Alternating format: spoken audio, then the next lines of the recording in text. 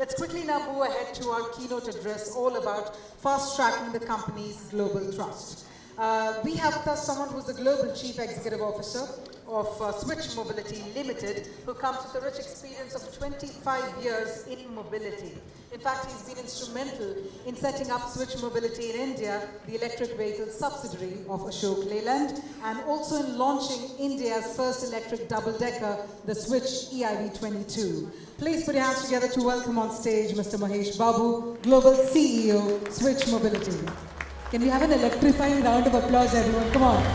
Let's bring that energy back in.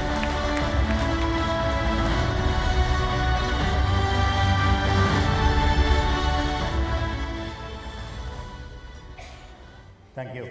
Good evening, everyone. I always tell my team not to have my speech after a professor and before a gala dinner. It looks like perfectly they matched it. Okay, thank you, Professor. It was very interesting for me to hear a lot of good things. I'm not going to talk something about brand, but I will kind of touch about it. I had an opportunity to work on Indian EV industry probably for longest, I would say, about 8-9 years, and about close to 30 years in auto industry. So I'm going to just reflect about how auto industry has been in 90s, 2000, and where we are today, and what's the global opportunity we have on some of the things which we are doing in mobility here. So I'm going to not take much time. So Professor, I'll save some time which you have overshot so that I'll be quick enough. So I'm going to kind of reflect what happened in auto industry in the past. What is making a move, enablers for sustainable mobility, and role of Switch, what some of them which we are doing, which many of the industries are doing. I'm just saying because I'm representing Switch, and then I'm going to talk about what's happening there. Let's look at the past, because many of you would have owned cars, and then you would have had all this in your 90s. Actually, when Indian auto industry opened up in 90s, we had a lot of challenges. Actually, we were having higher tax, there were no emission standards, we were using some basic technologies. You still remember your Bajaj scooters and your ambassadors and Fiat cars, buses from Ashok Leyland, of course, and Tatas. And there were not much of safety protocol, and we had limited choices. So what an industry youngsters like us coming from college would have experienced. Everybody wants to join Indian auto companies, make them to the global standards, the aspiration was there, and most of them, the technologies used to come from abroad, right? So we used to kind of suddenly seeing a wall from challenge from global OEMs getting into India. Maruti has come in. Anybody like Bajaj used to have a challenge with Honda in two-wheelers.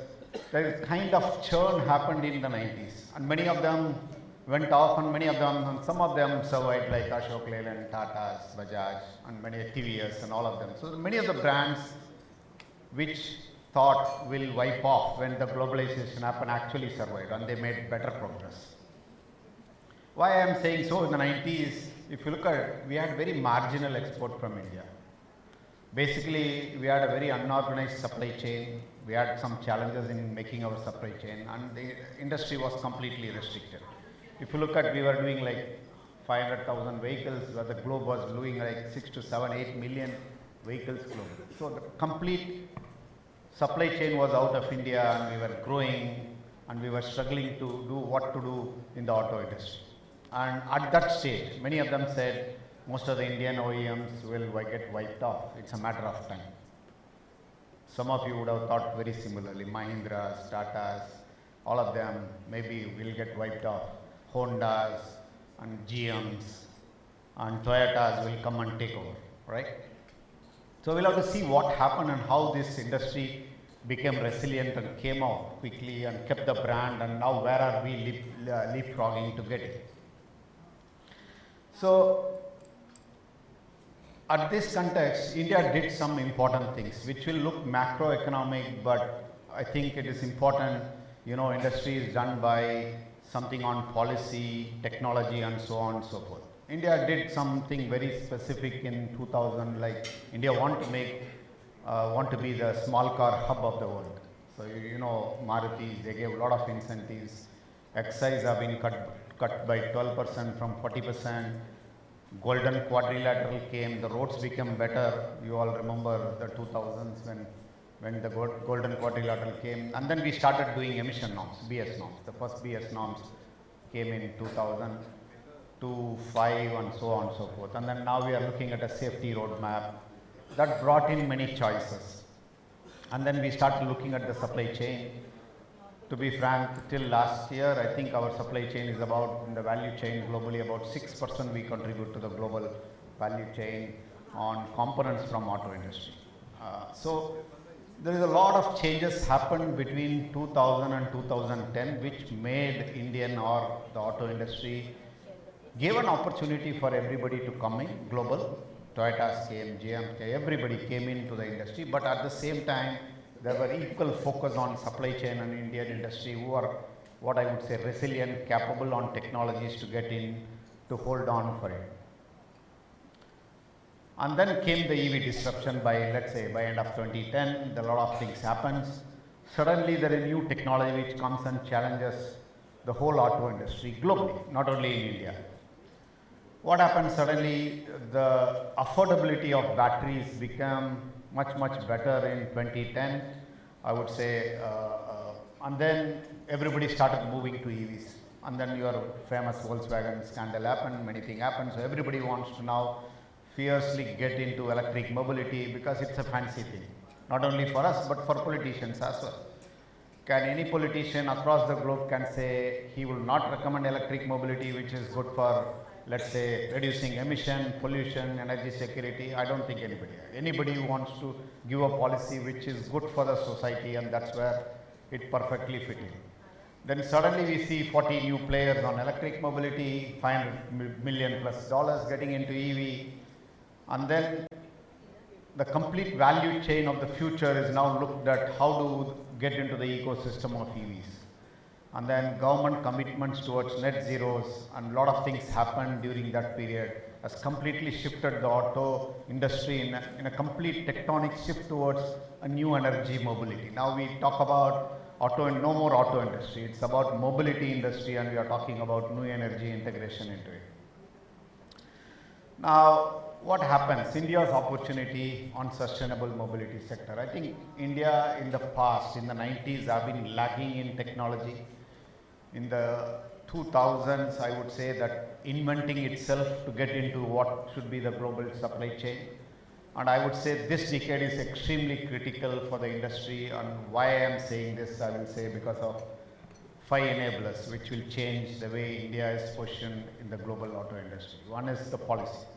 Second one is innovation. Third is technology. Fourth is the ecosystem, and what I see an active community as a society we all do, we are all part of. So let's see what's happening. Just want to summarize what's happening on India's commitment holistically on a policy, but you will see many of them, but I think the most important one is starting from Paris Agreement on India being signing along with 196, 200 countries on working on reducing carbon emissions, then leading to becoming a leader in solar alliance, and then in the recent COP26 declaring that India wants to become net zero by 2070. So is this all happening arbitrarily? No, I think there is a plan. There is a plan by the government, there is a clear visibility and roadmap by the government that it's all linked, that we want to recreate the brand of India both in energy and mobility and security, and that's going to be done by way of positioning India as a leader in, let's say, renewable energies like solar, committing to net zero, and that is supported by industry on many things. Today we have a 10,000 crore FAME subsidy to adopt EVs, and India has one of the largest EV tenders on buses and, let's say, 3-wheelers or something in the world. So we are doing a lot of things, government is doing on policy, a lot of things related to clean energy mobility and particularly on EV mobility. There is a production linked incentive schemes to make batteries as well as auto industry to a 44,000 crore. And you know that we are leading the Solar Alliance, and there is a tremendous investment getting into it. So the policy framework of Indian government has changed from adopting what I would say regulations from Europe and other countries to leading on some of the technologies of the future. I'm just giving an example. I'm sure the most important thing is private sectors have been encouraged to do most of the things than government by himself investing, which used to be the 90s and 2000s theory. So I would just give an example, since I'm in the Intuja Renewables team, that Intuja Renewables have committed to something, and we are talking about 1.2 million megawatt hour of solar energy generated till date. And I'm sure many corporate OEMs are committing the same and investing on solar. Today, you know that solar per unit is actually production cheaper than coal or even gas or oil generated per unit of production. So you will get a solar energy lower than the cost of fossil fuel vehicle, which was never imagined at least a decade ago. Nobody even thought it's going to happen. Same thing is happening in mobility industry. So since Professor talked about brands, whenever you talk about brands, you will be nice to talk about two-wheelers, personal vehicles, cars, Mercedes, Maseratis, and many more.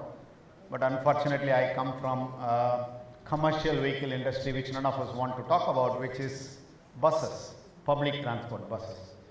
I will tell you, is the most important, difficult role of a CEO to build a brand of a commercial vehicle bus business, because it's the most mundane or not like so by many of them. But I feel it is an important changeover which is happening now, why I will tell you in the next few slides. For example, Switch is an Indian company, Ashok Leyland. We have a headquarters now in UK, and we are setting up a plant in Spain. And we are saying that we are very proud to say we want to democratize zero carbon mobility. What do you mean by democratizing? I want to make common people to use sustainable energy mobility by getting into electric buses and public transport, not by driving, let's say, a personal car. Still, its carbon footprint is much higher when compared to doing a public transport vehicle. So that's our vision, and that's we want to do it not just in India, lead from India, but doing it across the globe, mainly in Europe and UK. So that's the not so fancy thing. We want to make it fancy. How we want to do it?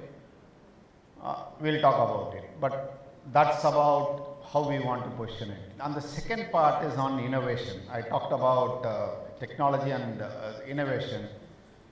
There are a lot of trends which are happening in auto industry, which is leading to innovation happening in both products as well as in ecosystem. There are about 200 plus electric two-wheeler startups right now in India.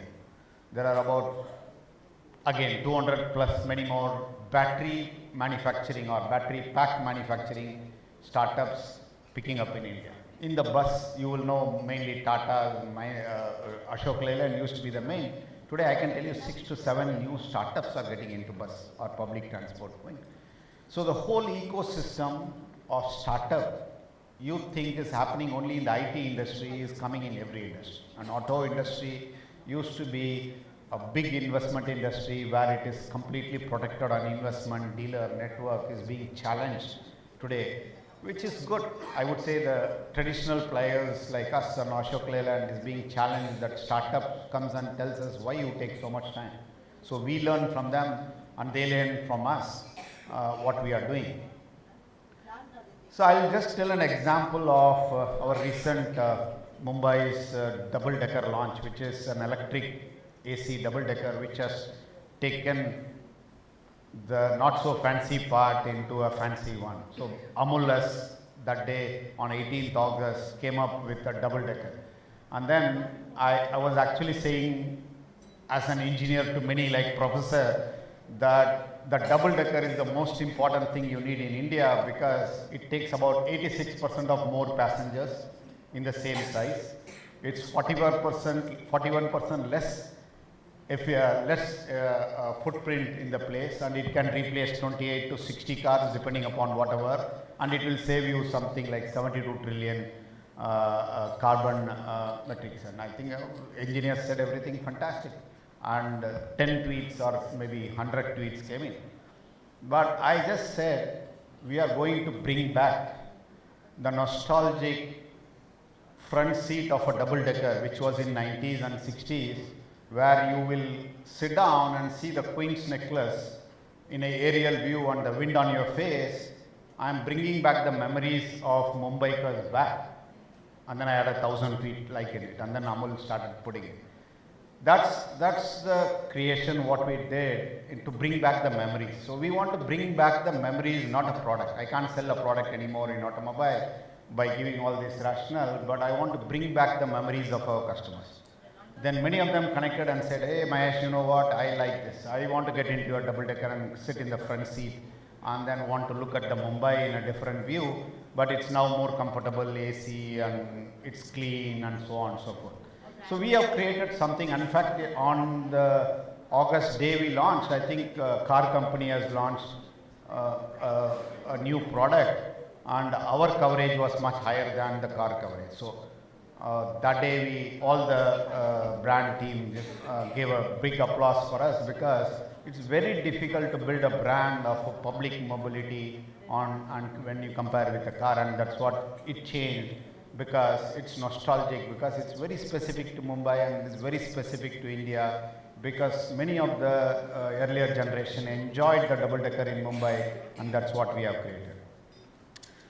Now it's already 2 minutes late, so I'll be fast. So India is becoming a technology hub. Why I am saying this about, we were less than 0.5% investment in GDP on technology. Now it's getting into 1%. Still it is much lower, I would say. We need to get about 2 to 5% on R&D, but we are moving in the right direction.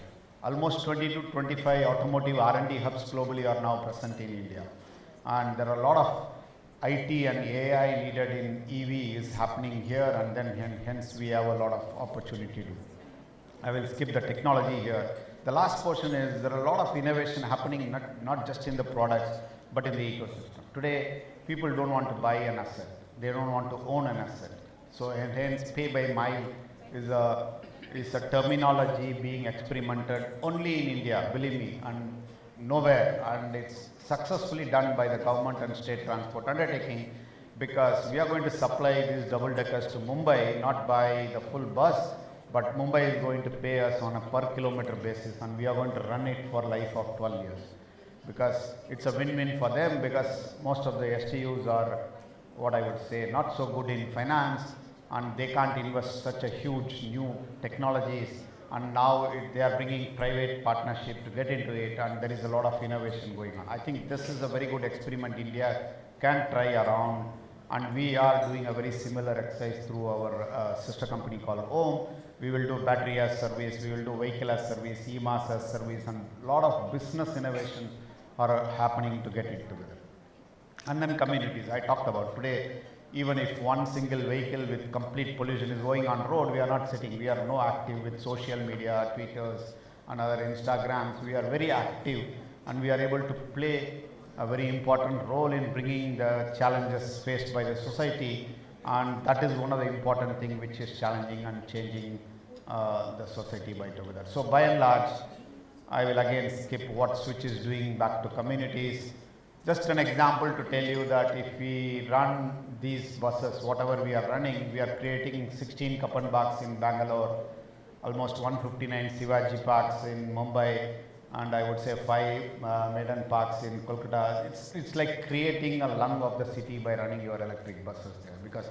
And we are also charging through Hinduya Renewable, almost 80 to 90% through solar for these buses. So basically we are removing carbon out of the city and then making the city breathe well. So to conclude, I would say that India has the right ingredient ecosystem of technology, startup, and the ecosystem of a new innovation model of EVs, which will enable it to become the largest player. Right now the prediction is by 2030 we will be the third largest EV automobile industry in the globe after China and US. If we do what we are doing today, both policy and industry, and that will bring in a lot of innovation and export orientation towards it. and we believe that by about 30% penetration of EV is possible, and most of the innovations you will see is done by Indian OEM. Who is selling the most EV cars in India is Tata. Who is selling the most EV buses is Ashok Leyland, and all of us. Who brought the first double-decker is Ashok Leyland. So the fancy thing of getting technology from outside in EV is slowly coming out, and the innovation is happening from inside. And hence I believe that we will be a prominent industry globally, and we are leveraging it going forward. Thank you very much for my